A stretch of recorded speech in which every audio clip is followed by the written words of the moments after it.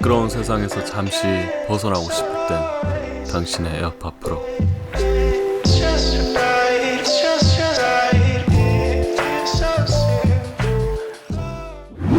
네, 안녕하세요 여러분. 전 태영 작가고요. 오프닝을 약간 색다르게 꾸며봤는데 사실은 아이유가 광고한 소니의 노이즈 캔슬링 이어폰 영상에 영감을 좀 받아서 한번 급하게 만들어 보았습니다. 자, 시끄러운 공간에서 여러분들이 노이즈 캔슬링 이어폰을 딱 꼈을 때 그 신세계는 이루 말할 수 없는 것 같습니다. 이번 영상은 제가 애플에서 출시한 노이즈 캔슬링 이어폰인 에어팟 프로를 7개월 동안 활용을 하면서 느꼈던 장점 3가지 그리고 단점 3가지를 과감없이 한번 이야기하는 시간을 갖도록 하겠습니다. 자, 7개월 동안 이 제품을 구매를 할지 말지 고민만 해왔던 여러분들에게 조금이나마 도움이 되는 그런 영상이 되었으면 좋겠습니다.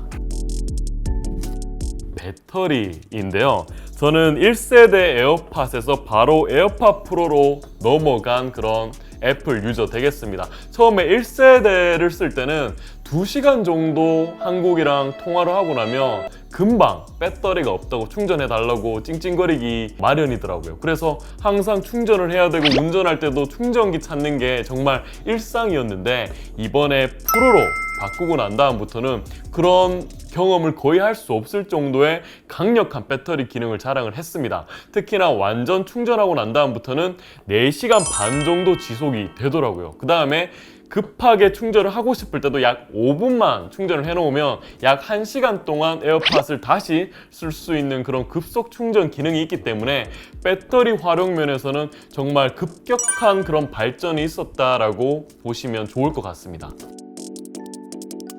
자, 이번에는 단점에 대해서 한번 이야기를 해볼 건데요. 바로 착용감 되겠습니다. 착용감이라는 것은 이게 감각이잖아요. 그러니까 여러분들 어떻게 보면 주관적인 그런 경험일 수가 있다는 점 미리 참고하시면 좋을 것 같습니다. 저 같은 경우에는 1세대가 저한테 주었던 여기 플라스틱의 시원한 감각과 오픈형의 디자인을 굉장히 만족해하면서 활용을 해왔던 유저인데 이번에 프로로 바뀌면서 커널형으로 디자인이 바뀌었고 고무 이어 팁이 추가가 되었습니다. 그래서 굉장히 답답한 감각을 이게 감출 수가 없더라고요. 그래서 처음에 이 제품을 활용을 할 때는 이게 플라스틱의 시원함을 느끼다가 갑자기 고무로 이제 들어가 버리니까 처음에 약간 어색해서 이런 걸 거다라고 생각을 했었는데 7개월이 지난 지금까지도 아직 답답함을 느끼고 있습니다. 그래서 저같이 약간 커널형의 디자인을 싫어하시고 고무의 이어팁이 있는 이어폰을 싫어하시는 분들은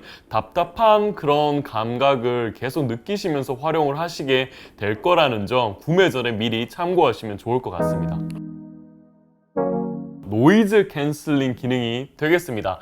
이 기능을 넣어줌으로써 가격이 약 1.5배나 상승을 하긴 했지만 이 기능 때문에 이 제품을 선택하신 분들도 정말 많으실 거예요. 저 같은 경우에는 노이즈 캔슬링이라는 기능을 이 제품을 통해서 처음 경험하게 되었는데 처음에 이 기능을 딱 켰을 때 느꼈던 그 감정은 아직까지 생생하게 기억이 납니다. 마치 검은 그런 심연 안으로 쑥 빨려 들어가가지고 제 자신을 마주하는 그런 기분이라고 하면 여러분들이 약간 믿기실지 모르겠지만 진짜 예술적인 그런 감정을 느꼈던 것 같아요.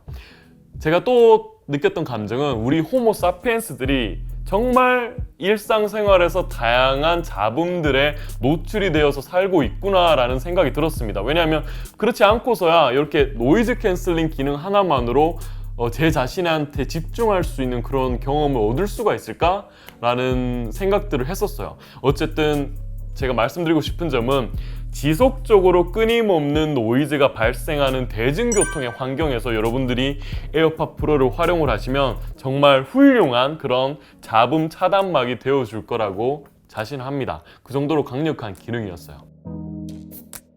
단점도 노이즈 캔슬링으로부터 비롯되었습니다.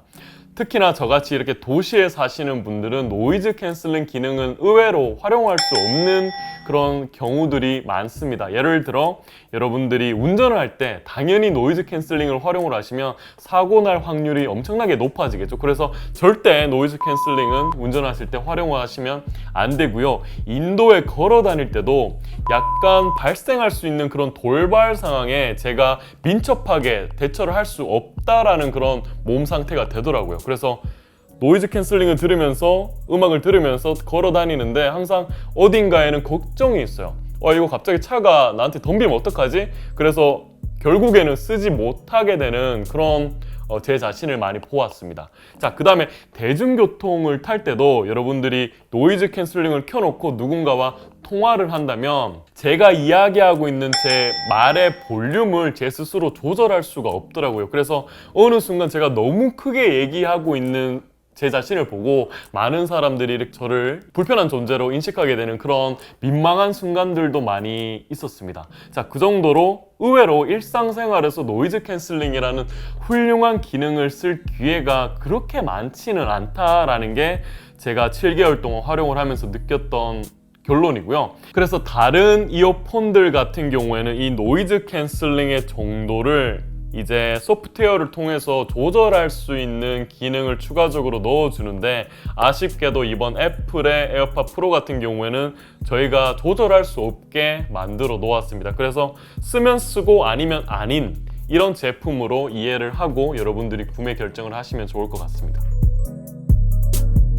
자, 또 다른 장점 같은 경우에는 생활 방수가 된다라는 점인데요. 사실 별거 아닌 그런 기능 같아 보이지만 여러분들 길 가다가 갑자기 소나기가 떨어졌을 때 전자제품에 대한 그런 걱정을 별로 안 해도 된다라는 그런 안정감을 제가 많이 받았습니다. 특히나 저같이 그러니까 비가 많이 오는 그런 뉴욕이라든지 런던 이런 곳에 해외 거주하시는 분들도 이렇게 특히나 생활 방수라는 점은 큰 장점으로 다가올 수 있을 것 같아서 짧게 언급하고 넘어가려고 합니다. 음량 조절을 우리가 하드웨어적 요소로 바꿀 수 없다라는 점인데요. 저는 에어팟 1세대를 쓰면서부터 이 기능은 추가가 무조건 되어야 되지 않나 라는 의문을 품고 있었던 기능이에요. 다른 이어폰들은 이제 약간 이렇게 쓴다든지 이렇게 누르게 되면 음량 조절을 스스로 할 수 있게 하드웨어가 그렇게 구성이 되어 있는데 반해서 애플에서 나오는 요 이어폰들은 하드웨어로 우리가 조절하는 게 아니라 휴대폰을 다시 꺼내서 거기에서 우리가 음량 조절을 해야 되는 거잖아요. 그래서 약간 직관적이지 않다? 불편하다? 애플답지 않다라는 느낌을 계속 받아왔어요. 이번에 나온 요 새로운 제품도 이렇게 만들어 버리니까 실망감을 감출 수 없는 것 같습니다. 여러분들 저같이 약간 휴대폰 꺼내는 것조차 이제 귀찮아하시는 분들은 그 기능이 없다는 것도 알고 주문을 하시면 좋을 것 같아요. 굉장히 작은 단점이라고 해야 될까요? 기스가 이제 외부에 정말 많이 생긴다라는 점인데요. 물론 일상용품이다 보니까 이제 주머니에 넣어 다니고 여러분들이 이제 테이블 위에 이렇게 올려놓고 하다 보니까 기스가 나는 거는 당연하긴 한데 특히나 흰 색깔로 디자인이 되어 있는 만큼 그 기스가 눈에 많이 띄더라고요. 그래서 많은 분들이 이렇게 커버를 구매를 하셔서 끼워 다니시는 분들도 계실 텐데 저는 단순한 거를 좋아하기 때문에 이거를 끼우는 거를 별로 좋아하진 않지만 워낙 비싸게 나온 제품이다 보니까 이번에 이렇게 커버도 활용을 하면서 쓰게 되는 그런 번거로움이 있다라고 보시면 되겠습니다. 자, 특히 1세대 같은 경우에는 여기 철가루들이 묻어가지고 지워지지 않더라고요. 그래서 그것도 이번에 방지하기 위해서 여기 방지 스티커를 붙여 놓았습니다. 자, 어쨌든 이렇게 디자인에서 깔끔한 유지를 하기가 힘들다라는 거를 또 단점으로 짚고 싶네요. 자, 이렇게 제가 에어팟 프로가 출시되고 7개월 동안 활용을 하면서 느낀 장단점에 대해서 이번 영상에서 이야기를 해봤는데요. 여러분들이 이미 구매를 하시고 제가 느꼈던 장단점이 개인적으로 어떤 거에 있을까라고 궁금해서 영상을 시청하시는 분들도 계실 거예요. 그런 분들은 이제 댓글란에 여러분들의 경험을 이렇게 이야기를 해주시면 이제 이 제품을 구매를 원하시는 분들이 봤을 때 굉장히 큰 도움이 되실 거라고 생각을 합니다. 그래서 태영 작가가 느끼지 못했던 그런 장단점들 많이 댓글로 적어주시면 좋을 것 같습니다. 자, 다음에도 굉장히 재미나고 핫한 IT 제품들을 리뷰하는 태영 작가 채널이 될게요. 자, 그럼 다음 시간에 또 만나겠습니다.